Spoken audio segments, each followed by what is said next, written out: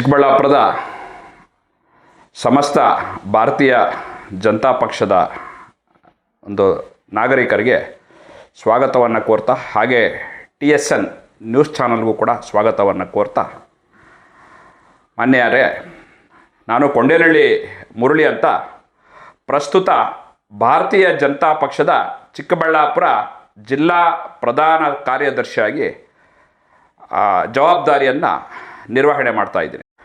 ನಾನು ಬಹುಶಃ ಹೈಸ್ಕೂಲ್ ವಿದ್ಯಾರ್ಥಿ ಆಗಿದ್ದಾಗ 96ರಿಂದ ನಾನು ಮೂಲತಃ RSSನ ಸ್ವಯಂ ಸೇವಕ. ಕೊಂಡೇನಹಳ್ಳಿ ಗ್ರಾಮದ ಶಾಖೆಯಲ್ಲಿ ಒಬ್ಬ ಘಟನಾಯಕ ಜವಾಬ್ದಾರಿಯನ್ನು ನಿರ್ವಹಿಸ್ತಾ ನಿರಂತರ 10 ವರ್ಷಗಳ ಕಾಲ ನಾನು RSSನಲ್ಲಿ ಸೇವೆಯನ್ನು ಸಲ್ಲಿಸಿದ್ದೀನಿ.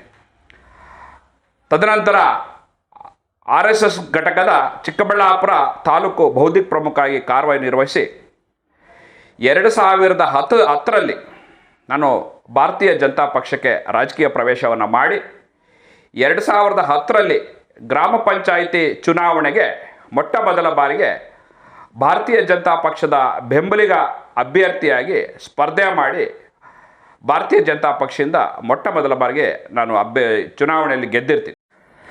ಇವತ್ತು ಭಾರತೀಯ ಜನತಾ ಪಕ್ಷ ತಮ್ಮೆಲ್ಲರಿಗೂ ಗೊತ್ತಿರೋ ಥರ ವಿಶ್ವದ ಬಹುದೊಡ್ಡ ಒಂದು ಸದಸ್ಯರನ್ನು ಹೊಂದಿರತಕ್ಕಂಥ ಬಹುದೊಡ್ಡ ರಾಜಕೀಯ ಪಕ್ಷ, ಹಾಗೆ ಬಹುದೊಡ್ಡ ಡಾಟಾ ಎಂಟ್ರಿಯನ್ನು ಹೊಂದಿರತಕ್ಕಂಥ ಬಹುದೊಡ್ಡ ರಾಷ್ಟ್ರೀಯ ಪಕ್ಷ. ಏನು ಇದರಲ್ಲಿ ಇವತ್ತು ಪ್ರಸ್ತುತ ಈ ದೇಶದ ಹೆಮ್ಮೆಯ ಪ್ರಧಾನಮಂತ್ರಿಗಳಾದ ಶ್ರೀ ನರೇಂದ್ರ ಮೋದಿಜಿಯವರು ಇವತ್ತು ವಿಶ್ವ ನಾಯಕರಾಗಿ ಭಾರತವನ್ನು 2047ಕ್ಕೆ ವಿಕಸಿತ ಭಾರತದ ಪರಿಕಲ್ಪನೆಯನ್ನು ಇಟ್ಟುಕೊಂಡು ಇವತ್ತು ಭಾರತವನ್ನು ವಿಶ್ವ ಗುರುವನ್ನಾಗಿ ತೆಗೆದುಕೊಂಡು ಹೋಗುವ ಕಾರ್ಯವನ್ನು ಬಹಳ ಯಶಸ್ವಿಯಾಗಿ ಮಾಡ್ತಾ ಇದ್ದಾರೆ. ಇದರ ಒಂದು ಭಾಗವಾಗಿ ಇವತ್ತು ಭಾರತೀಯ ಜನತಾ ಪಕ್ಷದ ಚಿಕ್ಕಬಳ್ಳಾಪುರ ಲೋಕಸಭಾ ಕ್ಷೇತ್ರದಿಂದ ಸನ್ಮಾನ್ಯ ಡಾಕ್ಟರ್ ಕೆ ಸುಧಾಕರ್ ಅವರು ಪ್ರತಿನಿಧಿಸ್ತಾ ಇರತಕ್ಕಂಥದ್ದು ಹೆಮ್ಮೆಯ ವಿಚಾರ. ಯಾಕಂದರೆ ತಮ್ಮೆಲ್ಲರಿಗೂ ಗೊತ್ತಿರ್ತಕ್ಕಂಥ ಅವರು ಬಹು ಸಣ್ಣ ವಯಸ್ಸಿನಲ್ಲಿ ರಾಜಕೀಯ ಪ್ರವೇಶವನ್ನು ಮಾಡಿ ಚಿಕ್ಕಬಳ್ಳಾಪುರವನ್ನು ರಾಜಕೀಯ ಪುಟಗಳಲ್ಲಿ ಬಹು ಎತ್ತರಕ್ಕೆ ತೆಗೆದುಕೊಂಡು ಹೋಗಿರ್ತಕ್ಕಂಥ ವಿಚಾರ ತಮ್ಮೆಲ್ಲರಿಗೂ ಗೊತ್ತಿದೆ. ಅವರು 2013ರಲ್ಲಿ ಮೊಟ್ಟ ಮೊದಲರಿಗೆ MLA ಆಗಿ ಆಮೇಲೆ ಕಾಂಗ್ರೆಸ್ ಮಂತ್ರಿಮಂಡಲದಲ್ಲಿ ಒಬ್ಬ ಪ್ರಭಾವಿ ಮಂತ್ರಿಗಳಾಗಿ ಇಡೀ ಅಭಿವೃದ್ಧಿ ಪಥದಲ್ಲಿ ಇಡೀ ರಾಜ್ಯವನ್ನು ಒಂದು ತೆಗೆದುಕೊಂಡು ಹೋಗೋಂಥದ್ದು ಗುರುತರ ಜವಾಬ್ದಾರಿಯನ್ನು ಭಾಳ ಯಶಸ್ವಿಯಾಗಿ ನಿಭಾಯಿಸಿರ್ತಾರೆ. ಹಾಗೆ ವೈದ್ಯಕೀಯ ಶಿಕ್ಷಣ ಸಚಿವರಾಗಿ, ಆರೋಗ್ಯ ಸಚಿವರಾಗಿ ಹಠಾತ್ ಈ ರಾಜ್ಯದ ಮೇಲೆ ಕರೋನಾ ನೆರಳಿನ ಕರಿಛಾಯೆ ಹೊರತಾಗಿಯೂ ಸಹ ಇಡೀ ಒಂದು ಅವರ ನಾಯಕತ್ವದಲ್ಲಿ ಆ ರಾಜ್ಯದಲ್ಲಿ ಕೊರೋನಾ ಒಂದು ವ್ಯವಸ್ಥೆಯನ್ನು ಬಹು ಅಚ್ಚುಕಟ್ಟಾಗಿ ನಿಭಾಯಿಸಿರ್ತಕ್ಕಂಥದ್ದು ತಮ್ಮೆಲ್ಲರಿಗೂ ಗೊತ್ತಿರತಕ್ಕಂಥ ವಿಚಾರ.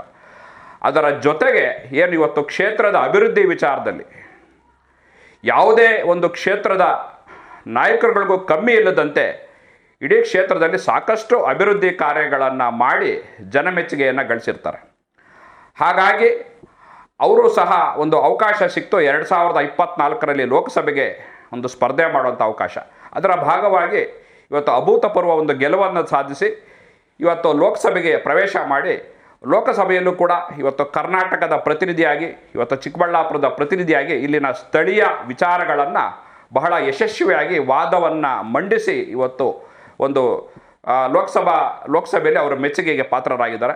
ಇವತ್ತು ತುಂಬ ಸಣ್ಣ ವಯಸ್ಸಿನಲ್ಲಿ ಬಹುದೊಡ್ಡ ಜವಾಬ್ದಾರಿಗಳನ್ನು ನಿಭಾಯಿಸಿ ಇವತ್ತು ಅಂತಾರಾಷ್ಟ್ರೀಯ ಮಟ್ಟದಲ್ಲೂ ಕೂಡ ಇವತ್ತು ಅನೇಕ ಒಂದು ಕಾರ್ಯಕಲಾಪಗಳಲ್ಲಿ ಇವತ್ತು ದೇಶವನ್ನು ಪ್ರತಿನಿಧಿಸುವ ಕೆಲಸವನ್ನು ಬಹಳ ಯಶಸ್ವಿಯಾಗಿ ಮಾಡ್ತಾ ಇದ್ದಾರೆ. ಇವತ್ತು ಮುಂದಿನ ದಿನಗಳಲ್ಲೂ ಅವರ ಒಂದು ದೂರದೃಷ್ಟಿ ನಾಯಕತ್ವ, ಅವರ ಸೇವೆ ಈ ರಾಜ್ಯಕ್ಕೆ, ಈ ನಾಡಿಗೆ, ಈ ದೇಶಕ್ಕೆ ಅವಶ್ಯಕತೆ ಇದೆ. ಹಾಗಾಗಿ ಅವರು ಇನ್ನಷ್ಟು ಎತ್ತರಕ್ಕೆ ಬೆಳೆದು ಇನ್ನೂ ದೊಡ್ಡ ಸ್ಥಾನಗಳನ್ನು ನಿಭಾಯಿಸಲಿ ಅಂತ ನಾನು ಆಶಿಸ್ತೇನೆ. ನೋಡಿ, ನಾವು ಭಾರತೀಯ ಜನತಾ ಪಕ್ಷವನ್ನು ನಾವು ಸಣ್ಣ ದೃಷ್ಟಿಕೋನದಿಂದ ಅಥವಾ ಸಂಕುಚಿತ ದೃಷ್ಟಿಕೋನದಿಂದ ನೋಡ್ತಕ್ಕಂಥದ್ರ ಅವಶ್ಯಕತೆ ಇಲ್ಲ. ಯಾಕಂದರೆ ನಾನು ಈಗಾಗಲೇ ಹೇಳ್ದಂಗೆ ಭಾರತೀಯ ಜನತಾ ಪಕ್ಷ ವಿಶ್ವದಲ್ಲೇ ಅತಿ ಹೆಚ್ಚು ಕಾರ್ಯಕರ್ತರನ್ನು ಹೊಂದಿರತಕ್ಕಂಥ ಅತಿ ಬಲಿಷ್ಠ ಪಕ್ಷ.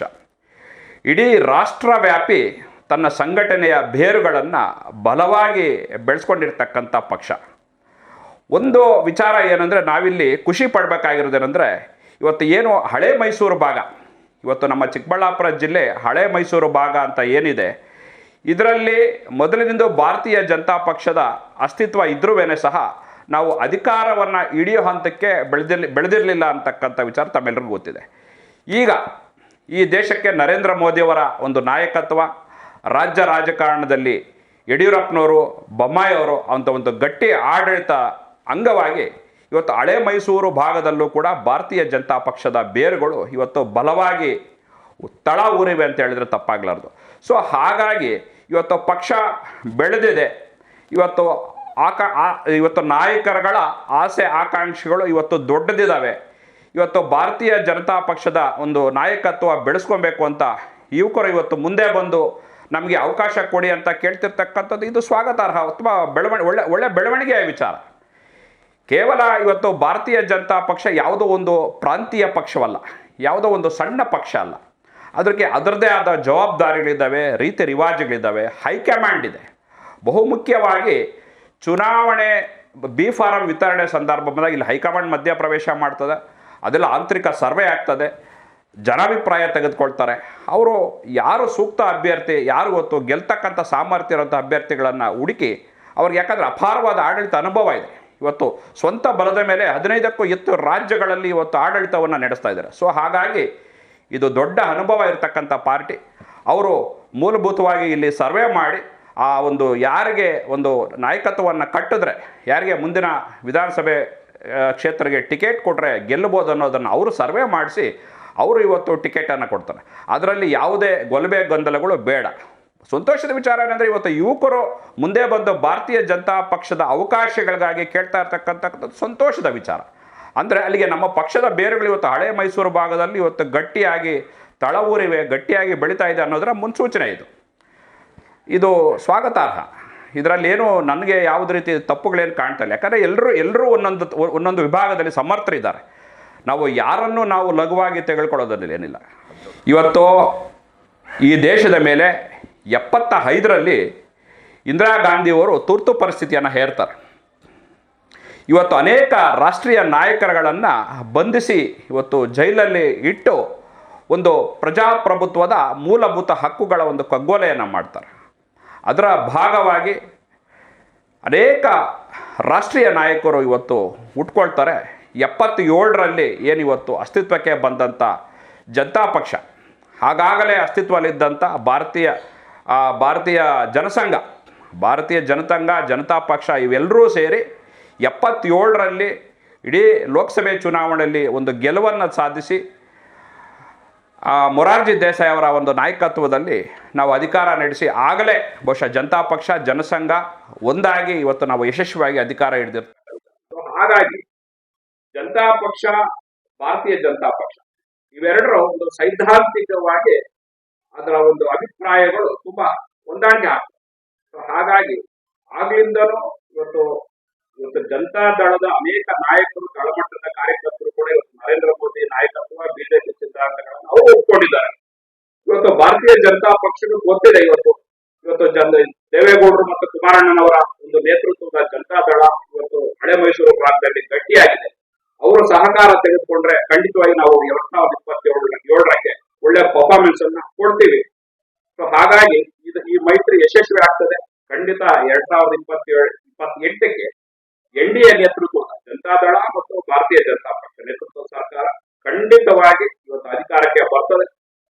ತದನಂತರ ಯಾರು ಮುಖ್ಯಮಂತ್ರಿ ಆಗ್ಬೇಕು ಅನ್ನೋದನ್ನ ಇವತ್ತು ನಮ್ಮ ಕೇಂದ್ರದ ಹೈಕಮಾಂಡ್ ಅದು ನಿರ್ಧಾರ ಮಾಡುತ್ತೆ. ಅದು ನಾವು ತೀರ್ಮಾನ ಮಾಡೋದು.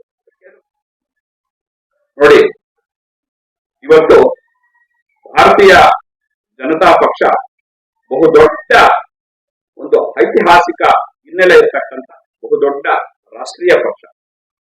ಇವತ್ತು ಏನು 1000 ವರ್ಷ ಇವತ್ತು ನಾವು ವಿದೇಶಿಯರ ಒಂದು ದಾಸ್ಯಕ್ಕೆ ಒಳಗಾಗಿದ್ದೀವಿ. ಅದರ ವಿರುದ್ಧ ಸಾವಿರಾರು ವರ್ಷ ಅನೇಕ ಮಹನೀಯರು ಈ ದೇಶಕ್ಕೆ ಹುತಾತ್ಮರಾಗ್ತಾರೆ. ಇವತ್ತು ಅವರ ಒಂದು ಆದರ್ಶಗಳನ್ನ ಇಟ್ಕೊಂಡು ಇವತ್ತು ಹಿಂದೂ ಮಹಾಸಭಾ ಇವತ್ತು ಏನು 1916 ಏನು ಹಿಂದೂ ಮಹಾಸಭಾ ಅಸ್ತಿತ್ವಕ್ಕೆ ಬರ್ತದೆ.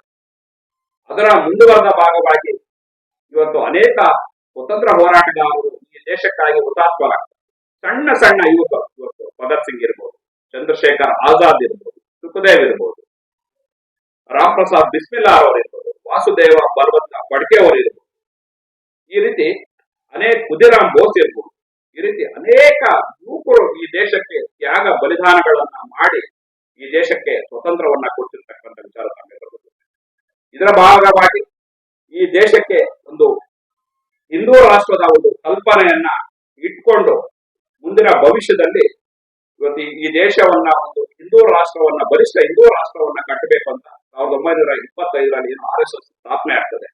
RSS ಒಂದು ಸುದೀರ್ಘ ಹೋರಾಟದ ಭಾಗವಾಗಿ ಇವತ್ತು RSS ನ ಸಂರಕ್ಷಣಾ ಚಾಲಕರಾದ ಡಾಕ್ಟರ್ ಹೆಗಡೆಯವರು ಒಂದು ಕರೆಯನ್ನ ಕೊಡ್ತಾರೆ.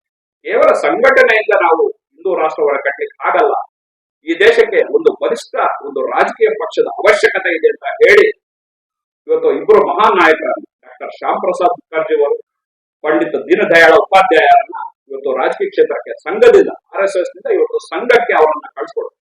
ಅವರಿಬ್ಬರು ಕೂಡ ಭಾರತೀಯ ಜನಸಂಘದ ಮೊದಲ ಮತ್ತು ಎರಡನೇ ಅಧ್ಯಕ್ಷರಾಗಿ ಬಹುಶಃ ಒಂದು ಭದ್ರ ಬುನಾದಿಯನ್ನ ಇವತ್ತು ಹಾಕಿಕೊಡ್ತಾರೆ. ಆದ್ರೆ ಅನ್ಫಾರ್ಚುನೇಟ್ ಇವತ್ತು ಅವರು ಈ ದೇಶಕ್ಕೆ ಬಲಿದಾನ ಆಗ್ತದೆ, ಇವತ್ತು ಅವರ ಹತ್ಯೆ ಆಗ್ತದೆ, ಇವತ್ತು ಅವರ ಕೊಬ್ಬಲೆ ಆಗ್ತದೆ. ಬಹುಶಃ ಅದನ್ನ ತನಿಖೆ ಮಾಡಿ ಅದರ ಸತ್ಯಾಸತ್ಯತೆಗಳನ್ನು ಇವತ್ತು ಯಾರು ಹೇಳಿ, ಜೊತೆಗೆ ಏನು ಈ ರಾಷ್ಟ್ರಕ್ಕೆ ಸಂವಿಧಾನದ ಒಂದು ಕೊಡುಗೆಯನ್ನ ಕೊಟ್ಟಿರ್ತಕ್ಕಂಥ ಒಬ್ಬ ಮಹಾನ್ ನಾಯಕರು ಡಾಕ್ಟರ್ ಭೀಮರಾವ್ ಅಂಬೇಡ್ಕರ್ ಅವರಿಗೆ ಇವತ್ತು ಕಾಂಗ್ರೆಸ್ ಪಕ್ಷ ಸಾಕಷ್ಟು ಅವಮಾನಗಳನ್ನ ಮಾಡ್ತಾ ಬರ್ತದೆ. ಇವತ್ತು ಇಡೀ ದೇಶದಲ್ಲಿ 30 ಪದವಿಗಳನ್ನ 2 ಡಾಕ್ಟರೇಟ್ ಪದವಿಗಳನ್ನ ಪಡೆದು ಇಡೀ ದೇಶಕ್ಕೆ ಸಂವಿಧಾನ ಕೊಟ್ಟಂತ ಮೊದಲ ಕಾನೂನು ಮಂತ್ರಿಗಳಿಗೆ ಸಾರ್ವತ್ರಿಕ ಚುನಾವಣೆಯಲ್ಲಿ ಇವತ್ತು ಕಾಂಗ್ರೆಸ್ ಪಕ್ಷ ಸ್ಪರ್ಧೆ ಮಾಡಕ್ಕೆ ಅವಕಾಶ ಕೊಡೋದಿಲ್ಲ.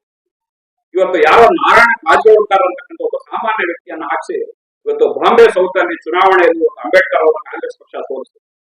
ಮುಂದಿನ ಬಾಂದ್ರಾ ಉಪಚುನಾವಣೆಯಲ್ಲೂ ಕೂಡ ಅವರಿಗೆ ಟಿಕೆಟ್ ಕೇಳ್ತಾರೆ, ಅವತ್ತು ಟಿಕೆಟ್ ಕೊಡ, ಅವತ್ತು ಕೂಡ ಬಾಂದ್ರಾ ಉಪಚುನಾವಣೆಯಲ್ಲೂ ಕೂಡ ಡಾಕ್ಟರ್ BR ಅಂಬೇಡ್ಕರ್ ಅವರನ್ನು ಸೋಲಿಸ್ತಾರೆ. ಅಂಬೇಡ್ಕರ್ ಅವರು ಪರಿನಿರ್ವಾಣ ಹೊಂದಿದಾಗ ಅವರು ಅಂತ್ಯ ಸಂಸ್ಕಾರ ಮಾಡೋ ಪ್ರಯತ್ನ ಕೂಡ ಇವತ್ತು ಕಾಂಗ್ರೆಸ್ ಸರ್ಕಾರ ಮಾಡಲಿಲ್ಲ. ಇವತ್ತು ಸಾಮಾನ್ಯ ನಾಗರಿಕರ ರೀತಿ ಇವತ್ತು ಅವರ ಒಂದು ಅಂತ್ಯ ಸಂಸ್ಕಾರವನ್ನ ಮಾಡಬೇಕಾಗುತ್ತೆ. ಯಾವುದೇ ಸರ್ಕಾರಿ ಗೌರವಗಳನ್ನು ಕಾಂಗ್ರೆಸ್ ಕೊಡುತ್ತೆ. ಇಂಥ ಸಂದರ್ಭದಲ್ಲಿ 89ರಲ್ಲಿ ಇವತ್ತು BSP ಬಹುಜನ ಸಮಾಜವಾದಿ ಪಾರ್ಟಿ ಮತ್ತು ಬಿಜೆಪಿ ನೇತೃತ್ವದಲ್ಲಿ ಜನತಾದಳ VP ಸಿಂಗ್ ಸರ್ಕಾರ 89ರಲ್ಲಿ ಒಂದು ಚೆನ್ನಾಗಿ ನೆನಪಿರಲಿ, ಇವತ್ತು ಅಂಬೇಡ್ಕರ್ಗೆ ಗೌರವ ಡಾಕ್ಟರೇಟ್ ಭಾರತ ರತ್ನ ಪ್ರಶಸ್ತಿಯನ್ನು ಇವತ್ತು ಭಾರತೀಯ ಜನತಾ ಪಕ್ಷ ಕೊಡ್ತದೆ. ಯಾಕಂದ್ರೆ 89ರವರೆಗೂ 1989 ಕಾಂಗ್ರೆಸ್ ಪಕ್ಷಕ್ಕೆ ಅಂಬೇಡ್ಕರ್ ಅವರ ನೆನಪಾಗಿಲ್ಲ. ಇವತ್ತು ಸಂವಿಧಾನ ಪುಸ್ತಕವನ್ನ ಇಟ್ಕೊಂಡು ಇವತ್ತು ಪಾರ್ಲಿಮೆಂಟ್ ಅಲ್ಲಿ ನಿಮ್ಮ ಅಧ್ಯಕ್ಷರು ಮೆರವಣಿಗೆ ಮಾಡ್ತಾರಲ್ಲ, ನಿಮ್ಗೆ ನಾಚಿಕೆ ಆಗ್ಬೇಕು. ಹಾಗೆ ಈ ದೇಶದ ಮೇಲೆ ಯಾವ ಪುರುಷಾರ್ಥಕ್ಕೆ ನೀವು ತುರ್ತು ಪರಿಸ್ಥಿತಿಯನ್ನು ತಂದ್ರೆ 75ರಲ್ಲಿ ಕೇವಲ ನಿಮ್ಮ ಅಧಿಕಾರವನ್ನು ಉಳಿಸ್ಕೊಳ್ಳಿಕ್ಕೆ. ಇವತ್ತು ನೀವೇನು ರಾಯಬರೇಲಿ ಇವತ್ತು ಸೋತಿದ್ದೀರಾ, ಇವತ್ತು ರಾಜನಾರಾಯಣ ಮೇಲೆ ಸೋತಾಗ ಕೇವಲ ನಿಮ್ಮ ಅಧಿಕಾರ ಉಳಿಸ್ಕೊಳ್ಳೋಕೆ ಮಾತ್ರ ಈ ದೇಶದ ಮೇಲೆ ಇವತ್ತು ತುರ್ತು ಪರಿಸ್ಥಿತಿಯನ್ನು ಏರಿ ಮೂಲಭೂತ ಹಕ್ಕುಗಳನ್ನ ಇಡೀ ದೇಶದ ಸಂವಿಧಾನವನ್ನು 14 ತಿಂಗಳಲ್ಲಿ ಇವತ್ತು ನೀವು ಅನಾಮತ್ತಲ್ಲಿ ಇಡ್ತೀರಾ.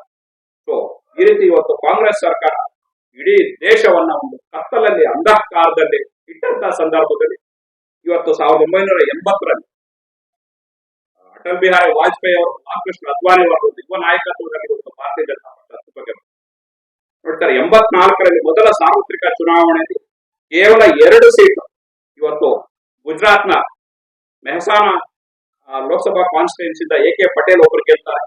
ಇಲ್ಲಿ C ಜಂಗಾರೆಡ್ಡಿ ಕರ್ನೂಲ್ನ ಜಿಲ್ಲೆ ಹನುಮಕೊಂಡ ಕ್ಷೇತ್ರದಿಂದ C ಜಂಗಾರೆಡ್ಡಿ ಅವರು ಕೇವಲ ಇಬ್ಬರು ಅಭ್ಯರ್ಥಿಗಳು ಮಾತ್ರ ಇವತ್ತು 84ರಲ್ಲಿ ಸಾರ್ವತ್ರಿಕ ಚುನಾವಣೆ ಲೋಕಸಭೆಯಲ್ಲಿ ನಾವು ಆಯ್ಕೆ ಆಗುತ್ತೆ. ಆದ್ರೆ ಅವತ್ತು ಅವರು ರಾಜೀವ್ ಗಾಂಧಿ ನೇತೃತ್ವ ಕಾಂಗ್ರೆಸ್ ಸರ್ಕಾರ 416 MP ಸೀಟ್ ಕಾರಣವಾಗಿದೆ. ಆದರೆ ನಮ್ಮ ಅನೇಕ ಒಂದು ನಾಯಕ ಪರಿಶ್ರಮದ ಭಾಗವಾಗಿ ಕೇವಲ 20-25 ವರ್ಷದಲ್ಲಿ ಇವತ್ತು ಭಾರತೀಯ ಜನತಾ ಪಕ್ಷ ಸ್ವಂತ ಬಲದ ಮೇಲೆ 2013ರಲ್ಲಿ ಅಧಿಕಾರ ಚುಕ್ಕಾಣಿ ನೀಡಿದೆ. ಇವತ್ತು 300ಕ್ಕೂ ಹೆಚ್ಚು ಸೀಟ್ಗಳನ್ನ ಇವತ್ತು ಭಾರತೀಯ ಜನತಾ ಪಕ್ಷ ಗಳಿಸಿ ಇವತ್ತು ಪಾರ್ಲಿಮೆಂಟ್ ಅಲ್ಲಿ ಇಡೀ ದೇಶವನ್ನ ಇವತ್ತು ವಿಶ್ವಗುರುವನ್ನಾಗಿ ತೆಗೆದುಕೊಂಡ ಕೆಲಸವನ್ನು ಇವತ್ತು ಭಾರತೀಯ ಜನತಾ ಪಕ್ಷ ಮಾಡ್ತಾ ಇದೆ. ಸೊ ಹಾಗಾಗಿ ನಮ್ಗೆ ಒಂದು ವಿಶ್ವಾಸ ಇದೆ, ಇವತ್ತರ ಒಂದು ಬಲಿಷ್ಠ ರಾಷ್ಟ್ರೀಯ ಪಕ್ಷದ ಒಂದು ಕೆಳಗಡೆ ಇವತ್ತು ನಾವು ಕೆಲಸ ಮಾಡ್ತಾ ಇದ್ದೀವಿ. ಕರ್ನಾಟಕದಲ್ಲೂ ಕೂಡ ಇಡೀ ಇವತ್ತು ಏನು ದಕ್ಷಿಣ ಭಾರತದ ಭಾರತೀಯ ಜನತಾ ಪಕ್ಷದ ಹೆಬ್ಬಾಗಿಲು ಅಂತ ಇವತ್ತು ನಾವು ಕರ್ನಾಟಕವನ್ನು ಏನ್ ಕರಿತೀವಿ, ಮೊನ್ನೆ ಅಲ್ಪ ಸ್ವಲ್ಪ ವ್ಯತ್ಯಾಸ ಆಗಿರ್ಬೋದು, ಆದ್ರೆ ಖಂಡಿತವಾಗಿ ಇವತ್ತು ಜನತಾದಳದ ಒಂದು ಮೈತ್ರಿಯ ಭಾಗವಾಗಿ ಭಾರತೀಯ ಜನತಾ ಪಾರ್ಟಿ 28ರಲ್ಲಿ ನಾವು ಚುನಾವಣೆಗೆ ಹೋಗೋದಿದೆ. ನಾವಿವತ್ತು ಖಂಡಿತವಾಗಿ 28ಕ್ಕೆ ವಿಧಾನಸಭೆ ಚುನಾವಣೆಯನ್ನು ನಾವು ಗೆಲ್ಲೋದಿದೆ. ಇದರಲ್ಲಿ ಯಾವುದೇ ವಿಧವಾದ ಸಂಶಯ ಬೇಡ. ಹಾಗೆ ಇವತ್ತು ಏನು ನಮ್ಮ ಇತಿಹಾಸದ ಪುಟಗಳಲ್ಲಿ ಇವತ್ತು ಭೋಗನಂದೀಶ್ವರ ಸ್ವಾಮಿ ದೇವಸ್ಥಾನ ಒಂದು ಪ್ರಾಚೀನ ಒಂದು ಐತಿಹಾಸಿಕ ಕೇಂದ್ರ ಇದೆ. ಅದರ ಒಂದು ಮಹಾಶಿವರಾತ್ರಿ ಅಂಗವಾಗಿ ಇಡೀ ವಿಧಾನಸಭಾ ಕ್ಷೇತ್ರದ ಎಲ್ಲ ಭಾರತೀಯ ಜನತಾ ಪಕ್ಷದ ಕಾರ್ಯಕರ್ತರಿಗೆ ಹಾಗೂ ಚಿಕ್ಕಬಳ್ಳಾಪುರ ಕ್ಷೇತ್ರದ ಎಲ್ಲ ನಾಗರಿಕ ಬಂಧುಗಳಿಗೆ ಮಹಾಶಿವರಾತ್ರಿಯ ಶುಭಾಶಯಗಳನ್ನು ಸಲ್ಲಿಸ್ತಾ ತಮ್ಮ ಎಲ್ಲರಿಗೂ ಭಗವಂತ ಆಯುರ ಆರೋಗ್ಯ ಅಧಿಕಾರ ಅಂತಸ್ತನ್ನ ಕರುಣಿಸಲಿ ಅಂತ ಆಶಿಸ್ತಾ, ಹಾಗೆ ಇಲ್ಲಿ ಅವಕಾಶ ಕೊಟ್ಟಂತ TNS ಟಿವಿ ಚಾನೆಲ್ ಅವರಿಗೆ ಧನ್ಯವಾದಗಳನ್ನು ಸಲ್ಲಿಸ್ತಾ, ಎಲ್ಲಾ ನಾಗರಿಕರು ಧನ್ಯವಾದಗಳನ್ನು ಸಲ್ಲಿಸ್ತಾ ನನ್ನ ಮಾತಿಗೆ ವಿರಾಮ.